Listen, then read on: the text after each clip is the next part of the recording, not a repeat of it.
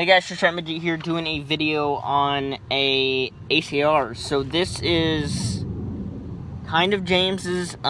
He's trying to trade it to my brother, so I don't really know who exactly it is right now. But let's just say it's James's, because I don't think they've come to a deal. So this is a G&P Magpul Masada. It's really just an ACR. The whole Masada thing is like Magpul's take on the ACR, kind of. And they are not made in real life. But this is a replica of that, like, the prototype. But Remington, Bushmaster, they make ACRs. They do different, like, handguards and different stocks and all that sort of stuff. But has nothing to do with Magpul, really. So... yeah, I'm just going to start from the back and go to the front. I don't know. I think this is all stock. I did open the gearbox up. It's all stock on the inside. But I don't know, because I know you can get different versions with different stocks. So I'm not sure if this was an aftermarket stock, because I've seen them with the full stocks. The G&P one specifically. But this is the adjustable one. So it folds via this button right there. It doesn't really lock into place, but its tension's pretty good. And then it locks out. You have 7 positions, if I'm not mistaken, in the stock. This is a very modular stock. I love the ACR stock. It's super rubberized in the back. My WE ACR stock is just fantastic, too. Sometimes the stock, yeah, like that. So you can do that with this. If you hold it and shake it, it'll come out. The A&Ks do that, too. And I don't know if my WE does that or not. I think that's just an inherent issue with the ACR adjustable stocks. But that's not too big of a deal. Like, you know, you're never going to be holding it by that, really. You know, I wouldn't think. Yeah, so you got that. You got a sling mount here, which really is it's really close to the body. Dang. Look at that. Like, that would scratch up your body, and I don't even know if you could get anything in there. Probably not.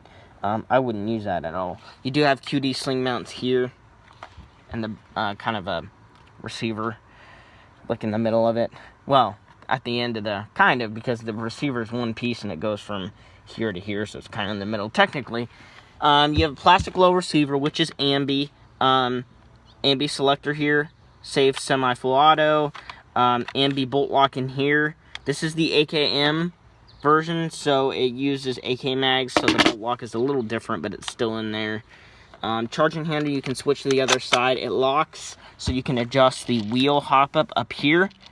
There's a few downsides to this gun, and the hop up is really one of them. They're not the best. Got the ejection. There goes my speed loader. Got the ejection port here. You got some trademarks, Magpul trademarks, PTS stuff all over the gun there. You have 2 body pins back here to get the stock off and the receiver off, and then 2 body pins up here. 1 body pin, 1 handguard pin. The AK magazine is a mid cap. It's an OK mag. I did see some feeding issues, so I dropped some lube in here, and I haven't tried it since I did that, so we'll see how it works then. This is the CQB version. This is probably one of the best CQB guns I've ever seen, like, out of the box. It's got a quick change gearbox, so you are set for that. You can adjust it, go outdoors, go indoors, so you're pretty much set there. This specific model has really good compression, and it gets 370 feet per second. So I don't know if all models are going to be like that, but it does have the QD gearbox shell, so which is easy to get to because of the stock, so you don't have to take a buffer tube off or anything. You just take the receiver off, basically take the lower out, and it's right there. So yeah, it uses a kind of a version 3 gearbox shell too. It's proprietary, the way it locks into the receiver and everything, and it's in a motor cage, so it's just all proprietary, but it's a very strong shell. It looks very clean cut, so it's not CNC, but it's just clean cut. The PTS handguard, this is the enlarged handguard. It's not as thin as the real one. The real one is much thinner, but this is bigger for batteries. Now, the battery that's in here is a 7.4 1300. I don't know if I can pull it out. I'm literally going to use a piece of mulch to pop the pin out. So we got a 7.4 1300. It is wired to Tamiya, and the Tamiya connector is kind of broken. So like the previous owner, before James got it, he like taped it up. It does have the QD barrel here. So you could go outdoors, so you could buy a longer out of barrel version and then buy a heavier spring and go up to like 390, 400 FPS with the long barrel, and then the short barrel do like 350 or something. So this gun's very versatile. It's quite expensive. I believe it's like 350, so it's a very expensive gun, and they're out of stock quite often. But it's a very nice gun, so especially the externals. I don't know if it comes with the Magpul MBUS sight, but there is one on here. There's a built-in front sight up here. You push this button in, which it doesn't seem to want to go in. There we go. And it will pop up. Okay. You have the gas block on the front, which just clicks into place. You can't pull it out like the WE, I don't think. The WE one is incredibly realistic.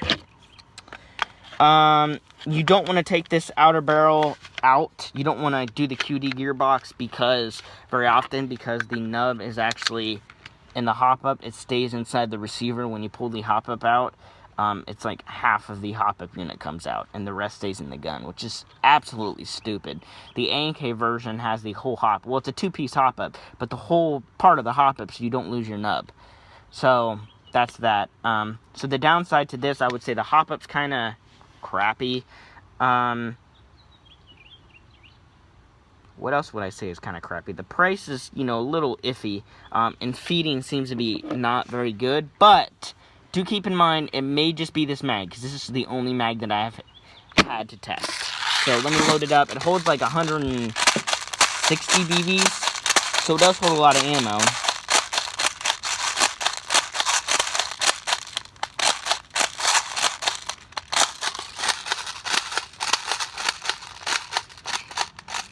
So internally it has, I think 8mm bushings. I didn't measure them. It has a polymer, or a polycarbonate piston, which is the one downside too. Polycarbonate is not strong. It's got one of those like VFC clear plastic pistons. Those are weak. But the pickup tooth is bigger, so it doesn't, it's a standard piston, but like they beefed it up in the back a little bit. So it should last, but if you upgrade it, please just throw a metal rack piston in there. If I could recommend anything, it would be a metal rack piston, a 13-1 gear set, and that would probably be it. And use the 7.4. Use the 7.4 with the 13-1s and the stock motor, and a metal rack piston. You'll probably get 20 BBs a second easy. So yeah. It uses a switch gearbox too, switch in it, so it's pretty crisp on the trigger pull. It's a lot shorter than your stock gun. It's super quiet too. This has no sorbo pad in it. With the sorbo pad, these things are so quiet. So if you're looking to have a quiet gun without having a suppressor, this is your good gun of choice. Because out of the box, listen to it. That is literally out of the box. So like I said, this is shooting about 360, 370 with a .2 with the spring that's in here with perfect compression. But obviously over time it'll go down unless you upgrade it and stuff. So again, the trigger pull. It has a little bit of a cutoff issue. So it doesn't want to cut off very well. But when you pull the trigger fully, it is really, really impressive. Sorry, I had a bug on my back. I just chucked it over there.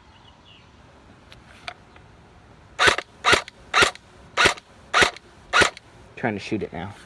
Okay, so pretty crisp on the trigger pull. Rate of fire is really good too. The motor that's in here is awesome. I don't think it has neo magnets, but when I did spin the pinion, it seemed like it had some torque. But I didn't look down inside the motor to see what it was, because the way the motor cage works is it blocked the holes where you can see the magnets. So I probably could have flipped it upside down and looked, or taken it out, but it gives some pretty good torque, pretty good rate of fire. So this motor would work well with 13-1s.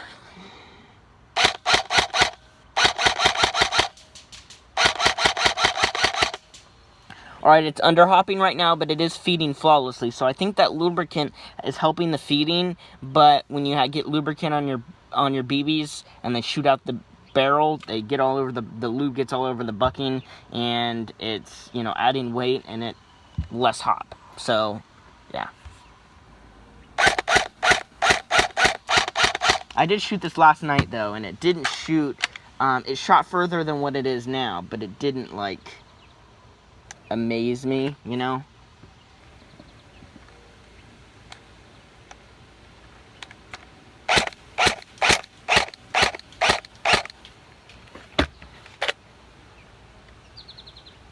Just adjusting the hop up real quick. So the hop up is adjusting, but it's not by much. So all the way up with 0.2s seems to be the best. But again, there is probably lube on the bucking, BBs and bucking. So there's that. Let's go ahead and shoot this some more. Let's go ahead and put the camera over here. Sorry. Someone stole my contour camera, so I have to get a new one. So that's why I have to use my iPhone.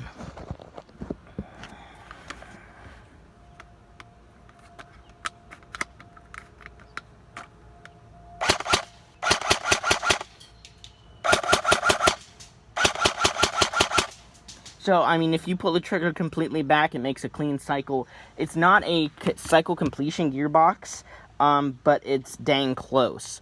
These switch systems seem to have very little overspin. So, sorry about the AC.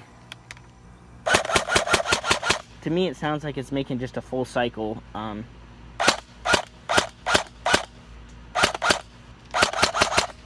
Full auto. That's probably about 18 BBs a second, 17, and that's stock with a 7.4. That is pretty dang good. The ratio of the gears is just standard. It has a bigger sector cam where it pulls back the tappet plate. So I mean, if you want to throw an 11.1 in here, you could, and it probably would feed. But I probably wouldn't. I would stick with a nice 7.4. You could get probably a brick 7.4 in here, like a 25 to 50C or something, like a higher C 7.4, and get some really good performance out of it. Or if you want the higher rate of fire, just upgrade your gears, and the motor in here is pretty speedy anyways, but you could upgrade your motor with, you know, something speedy like a ZCI balance or an SHS high speed or something like that.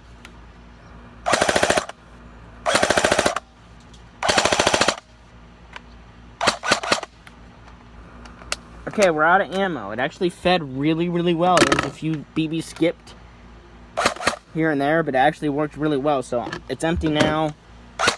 I'll just get close and let you see the trigger pull.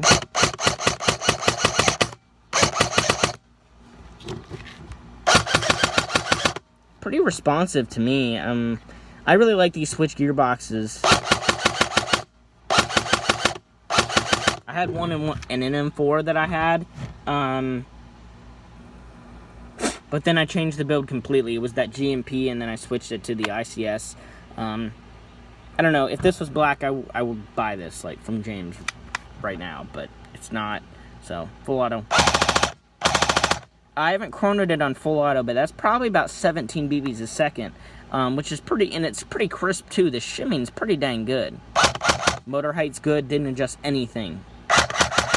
I just took it apart to see what was in there and looked at the cutoff. The cutoff isn't broken, but if my brother gets this and wants to keep it, I would recommend replacing the cutoff lever and then the little switch thing that hits the cutoff, or that gets hit by the cutoff. If you replace those, the cutoff should be brand new. So there you are. I hope you enjoyed the video. I think these retail for about $350. They're quite expensive, but there aren't many AEG ACRs out there, or airsoft AEGs in general. And this one has Magpul licensing if you're into that. It's a nice gun, like I said. But if you have any questions about it, just ask. They make an M4 mag version, which I'd probably recommend over this, unless you just like the AK, I guess. They're not compatible with standard AK mags, so whatever though. So thank you for watching, guys. Hope you enjoyed the video. Sorry for it being super long, but I really like this gun, so I just had to talk about it. So thanks for watching, guys. Hope you enjoyed the video. See you later.